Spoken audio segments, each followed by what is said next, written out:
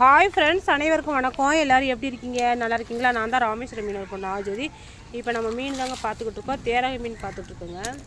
பாருங்கள், தேரகை மீன் எவ்வளோ ஃப்ரெஷ்ஷாக இருக்குன்னு. இது தோணியில் வந்த மீனுங்க. ஒவ்வொரு மீனும் பார்த்திங்கன்னா எவ்வளோ பெரிய பெரிய மீனாக இருக்குன்னு. இது கருப்பு நகரை மீனுங்க. ரொம்ப டேஸ்ட்டாக இருக்கும் அந்த நகரை.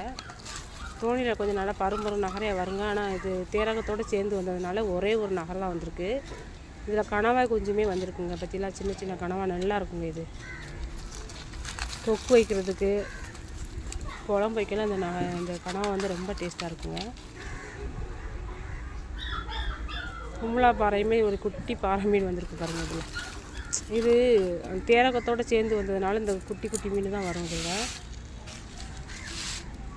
அந்த கணவாயை கொஞ்சம் வந்து வெட்டிக்கிட்டு இருக்கோம். நம்ம கொஞ்சம் தோல் உரிச்சு வச்சுருக்கோம். பார்த்தீங்களா? தோல் உரிச்சிட்டு இந்த மீன் வேறு நம்ம கட் பண்ணணுங்க. இதை நம்ம சின்ன சின்ன பீஸாக வெட்டி நம்ம தொக்கு போட போகிறோம். கடற்கரையில் உள்ள மண் அழகாக ஒட்டி இருக்கா. எனக்கு ரொம்ப பிடிக்குங்க. கடலில் உள்ள பாசிலாம் பார்த்தீங்கன்னா ரொம்ப நன்றிங்க.